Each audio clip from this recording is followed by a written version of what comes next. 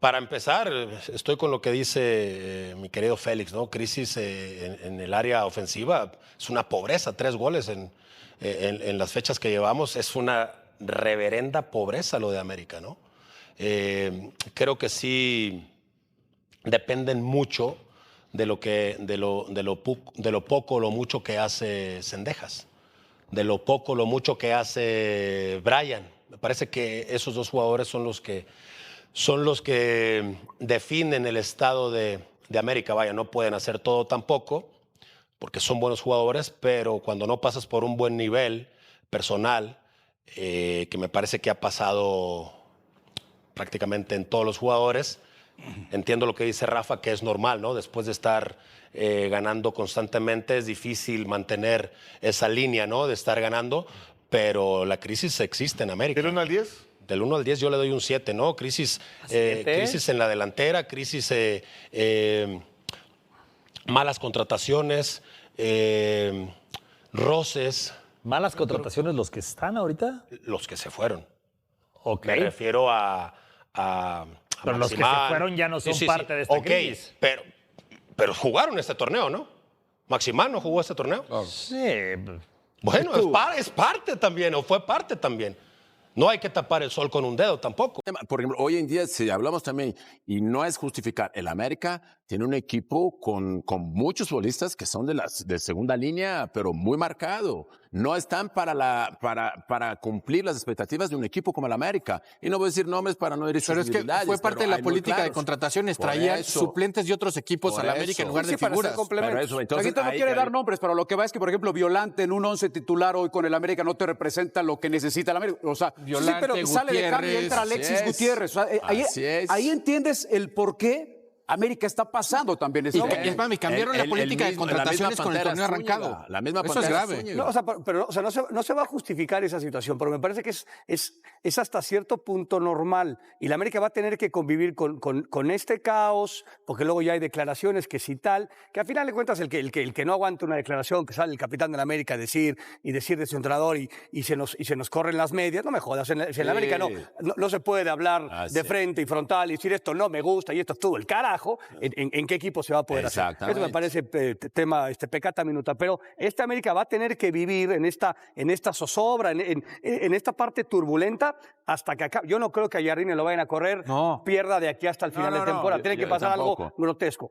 Está clarísimo que el América tiene que, o sea, regenerarse desde, o sea, tienen que estar planeando Nuevamente, el sí. siguiente América, no el siguiente torneo, para los siguientes 3 o 4 años, Así es. y se tiene que quedar el 10% de la gente. Además, pero de aquí a que acabe el torneo, vas a tener que por competir supuesto, con esto, competir ¿eh? con eso, A sí, Jardine no, le no, dieron por las llaves supuesto. del club y él eligió los refuerzos. Sería una estupidez correrlo lo cuando vas él a está correr. armando el siguiente equipo. Y aparte, o sea, dentro de que sí, sacable el crédito, de acuerdo. Pero esto me llevo que tiene el crédito para terminar como. Este torneo, sí. Haya sido como haya sido. Este año. Y le van a. Exactamente. Sí, eso. Y te voy a dar. 2026. Y te voy a dar el verano, que es el verano de alguna manera Para que tiene armar un par de El meses. otro, exactamente. Después post-mundial Entonces, para ver o sea, qué me pasa. parece Y que ya, sí, y ya 2026, después. tal cual. Él Y lo está de- reconstruyendo al equipo, ni modo que lo quite. Es que a ver, los equipos, cual, los tal equipos cual, campeones. tal cual. Espera, no, Mara.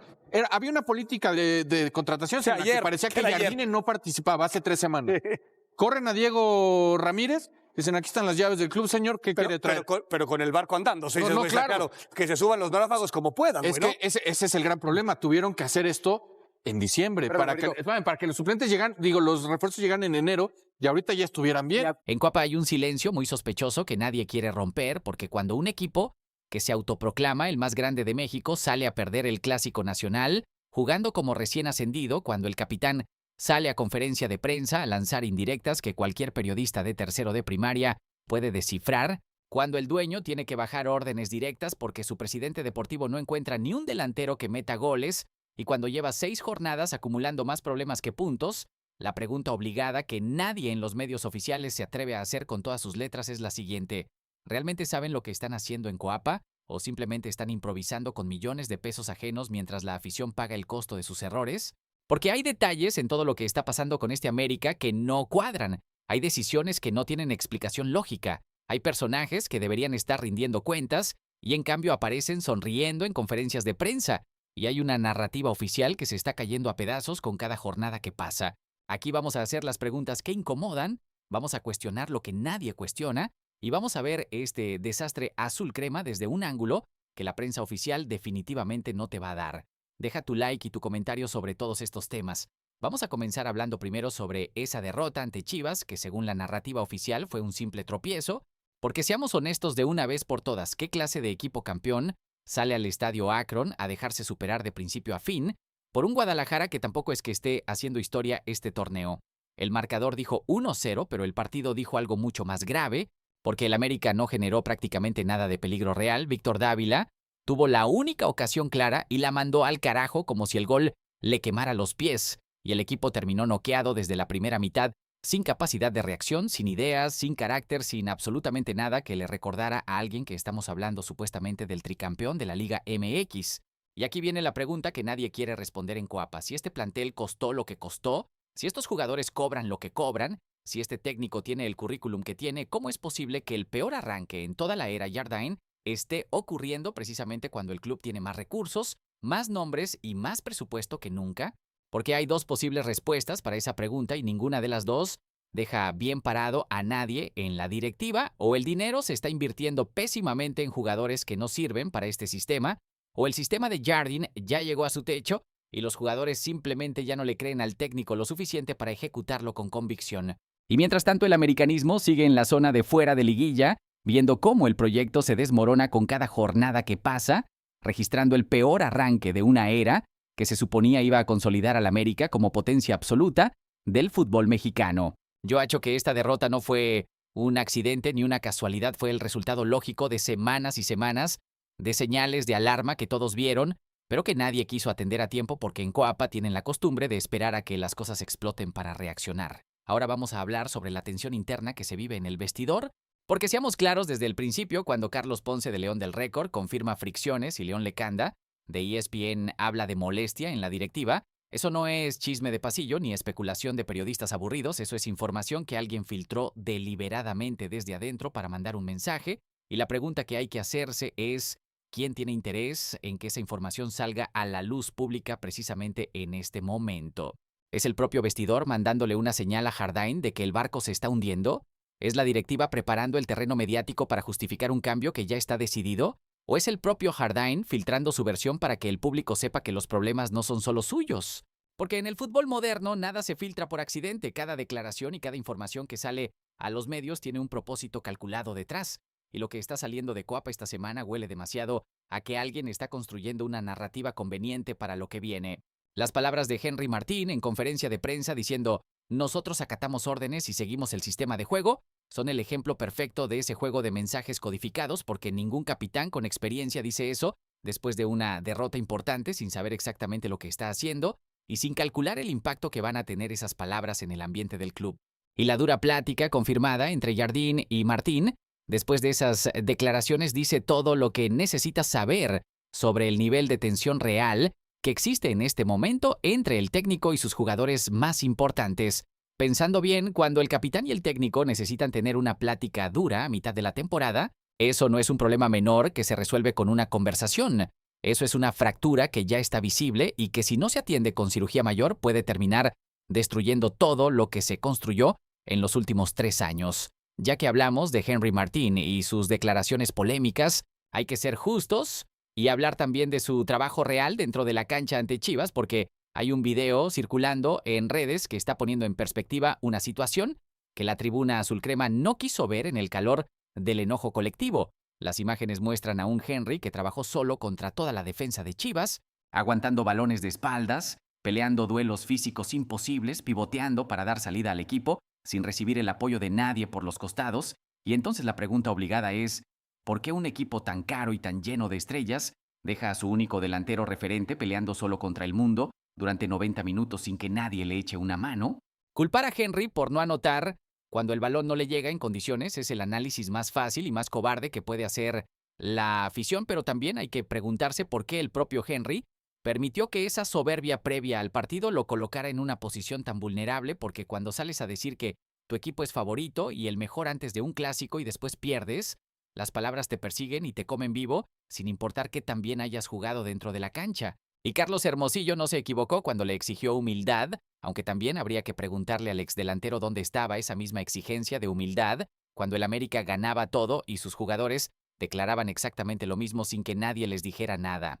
Yo creo que Henry Martín es víctima de un sistema que no le da los medios para hacer su trabajo, pero también es responsable de haberse puesto él solo el blanco en la frente con declaraciones que no ayudaron en nada al ambiente previo al partido más importante del semestre. Siguiendo con los problemas individuales que están explotando en este arranque de torneo, no podemos evitar hablar del caso Kevin Álvarez y de la pregunta que toda la afición se está haciendo en voz alta, porque ¿cómo es posible que un jugador que costó más de $10 millones esté jugando a este nivel sin que nadie en la directiva haga algo más que encogerse de hombros? La jugada viral del clásico, que se convirtió en símbolo de todo lo que falla en esa banda derecha, no fue un accidente aislado, fue el resumen perfecto de semanas y semanas de actuaciones que no justifican ni remotamente la inversión que se hizo en él. Y la pregunta incómoda que nadie quiere hacer directamente es si el América se equivocó de forma monumental con ese fichaje o si el jugador simplemente necesita un cambio de aires para volver a ser lo que fue. Y aquí viene el dato que duele todavía más porque Julián Araujo estaba disponible, fue contactado por el América y el lateral mexicano les dijo que no para irse al Celtic de Escocia, donde está siendo titular indiscutible y anotando goles al minuto 90, lo que obliga a preguntarse qué le ofreció el América a Araujo, que fue tan poco atractivo comparado con ir a jugar en Escocia, porque en condiciones normales cualquier jugador mexicano prefiere jugar en el club más grande de su país antes que irse a la liga escocesa. Pues si fue un problema de dinero, fue un problema de proyecto deportivo, fue que Araujo vio desde afuera el caos que se vive en Coapa y decidió que prefería la certeza del Celtic a la incertidumbre del América. Cualquiera de esas respuestas deja muy mal parada a la directiva azul crema y mientras tanto, Aarón Mejía lleva semanas en el plantel sin jugar ni un solo minuto, siendo el fichaje que supuestamente iba a generar competencia, lo que dice bastante sobre la coherencia entre lo que se anuncia y lo que realmente sucede en Coapa. Yo creo que la posible titularidad de Mejía ante Puebla llega demasiado tarde y por las razones equivocadas, porque no debería ser la presión mediática la que obligue a Jardín a darle oportunidades a un jugador que ficharon específicamente para eso, sino la planificación deportiva que debió haberse ejecutado desde la jornada 1, cambiando de tema pero manteniéndonos en los jugadores que sobran sin que nadie sepa qué hacer con ellos. Hay que hablar de esos 4 elementos que el América intentó sacar en el mercado y que se quedaron pegados al plantel como chicle en el zapato. Y la pregunta que surge naturalmente es cómo un club del tamaño y los recursos del América llega a una situación donde tiene jugadores que no quieren irse, jugadores que no puede vender y jugadores que simplemente no encuentra dónde colocar porque nadie los quiere con esos contratos que él mismo les firmó. Néstor Araujo está a punto de cumplir 1 año sin jugar un partido oficial y se negó a salir, lo que plantea una pregunta filosófica interesante sobre qué tipo de contrato tiene ese señor que le permite quedarse cobrando sin jugar, mientras el equipo sufre por falta de opciones en defensa. Kevin Álvarez se negó a irse porque quiere pelear por el Mundial 2026, lo cual es completamente respetable como ambición personal, pero la pregunta es si el América tiene la suficiente autoridad institucional para decirle a un jugador que no está rindiendo, que necesita moverse, o si los contratos que firma la directiva le quitan todo el poder de negociación cuando las cosas salen mal. Y con Naveda y Salas, el problema es aún más revelador porque simplemente no encontraron acomodo en ningún lado, lo que dice mucho sobre el nivel real de estos jugadores que en algún momento fueron presentados como promesas del fútbol mexicano. Pensando bien, el problema de los jugadores atorados es el espejo más fiel de una política de fichajes que prioriza el nombre y el morbo mediático sobre la funcionalidad real dentro del proyecto deportivo. Precisamente hablando de jugadores sin rol claro como Salas, tenemos que meternos en el desastre de la regla de menores, que es posiblemente la muestra más escandalosa de negligencia administrativa que ha exhibido este América en mucho tiempo, porque ¿cómo llegas a la jornada 6 con solo 217 minutos de 1,170 requeridos, siendo el último lugar de toda la liga en este rubro? No es que la regla haya llegado por sorpresa, no es que nadie supiera que existía, no es que sea un requisito nuevo que tomó a todos desprevenidos, es simplemente que nadie en la directiva ni en el cuerpo técnico tuvo la disciplina ni la responsabilidad de planificarlo desde el inicio del torneo y ahora el resultado es que necesitan promediar 86 minutos de juveniles por partido en los 11 juegos restantes, una cifra que en la práctica significa meter a un canterano como titular casi permanente en un equipo que está peleando por no caer más en la tabla y que definitivamente no puede permitirse experimentos. La lesión de Dagoberto Espinosa complica todo porque él era la única carta que generaba algo de confianza en el cuerpo técnico, Pero hay que preguntarse también si dependía todo de un solo jugador para cumplir un requisito que involucra a toda la plantilla, porque esa dependencia en una sola pieza para resolver un problema reglamentario ya de por sí revela una planificación paupérrima que no tiene ninguna justificación. Y lo más irónico del asunto es que el América tiene jugadores como Naveda y Salas dando vueltas sin hacer nada, que perfectamente podrían ser parte de la solución a este problema, pero el propio sistema les tiene tan poca confianza que ni siquiera los contempla para esto. Yo creo que si este América termina siendo sancionado con multa y descuento de puntos por la regla de menores, va a ser el escándalo administrativo más vergonzoso de la era reciente del club, y alguien tendrá que dar la cara y explicar cómo se llegó a esta situación tan evitable. En ese mismo sentido de los problemas que se van acumulando uno encima del otro, hay que hablar de las consecuencias que todo esto está teniendo en la tabla anual y en los millones de dólares que se están escapando por la ventana, porque el América, con 42 puntos en el quinto lugar a 7 de Toluca, no solo él está perdiendo un premio económico que supera el $1.000.000, está poniendo en riesgo su clasificación a la CONCACAF Champions Cup 2027, que a su vez es el boleto al Mundial de Clubes 2029, que es la obsesión institucional máxima de Emilio Azcárraga.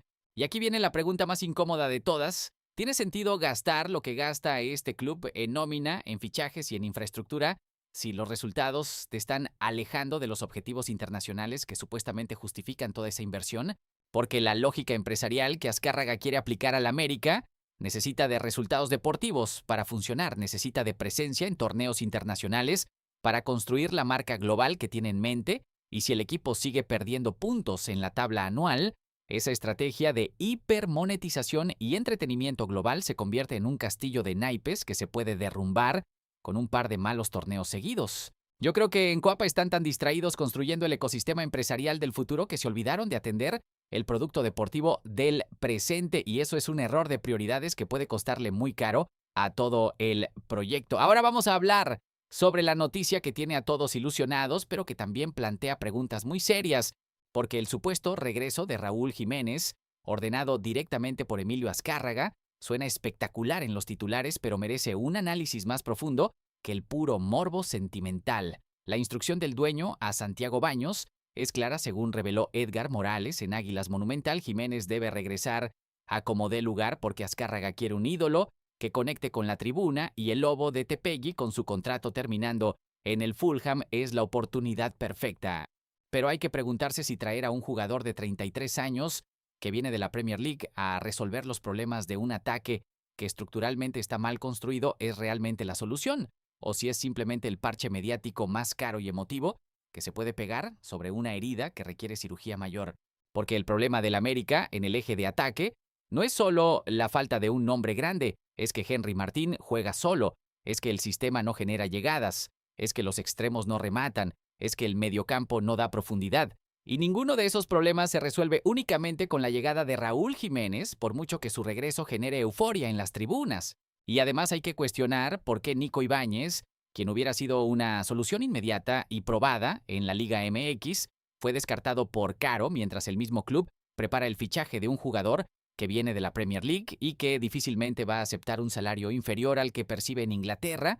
¿O es que para Azcárraga el factor emocional y mediático del regreso de Jiménez justifica pagar más que lo que pedía Ibáñez? Yo creo que el regreso de Raúl Jiménez sería hermoso para la afición y podría aportar cosas interesantes dentro de la cancha, pero me preocupa que se esté vendiendo como la solución definitiva a un problema que tiene raíces mucho más profundas que la simple falta de un delantero de nombre. Y para cerrar con algo que definitivamente es una buena noticia, aunque también merece su cuestionamiento, la Liga MX aprobó oficialmente el regreso del América al Estadio Azteca para el 11 de abril ante Cruz Azul, cerrando casi 2 años de exilio en el Estadio Azul Crema y prometiendo un reencuentro emotivo con el Coloso de Santa Úrsula completamente renovado.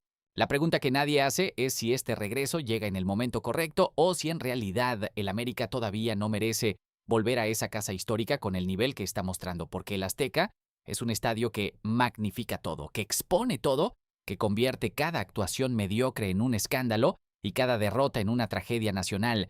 Y si este equipo llega al Azteca sin haber resuelto sus problemas de fondo, el efecto podría ser exactamente el contrario al que espera la directiva. Y sin embargo, ahí está Gabriel Milito para poner todo en perspectiva, porque el técnico de Chivas que acababa de ganarle el clásico al América salió a reconocer que Jardine es un técnico probado y tricampeón, y esa declaración del enemigo vale más que 100 conferencias de prensa del propio cuerpo técnico azul crema, porque cuando el que acaba de vencerte te da crédito significa que algo estás haciendo bien, aunque los resultados del momento no lo reflejen. Yo creo que el regreso al Azteca combinado con el posible anuncio del fichaje de Raúl Jiménez puede ser el punto de inflexión que este ciclo necesita desesperadamente, pero solo si va acompañado de soluciones reales a los problemas estructurales que nadie en Coapa parece tener el valor de reconocer en voz alta.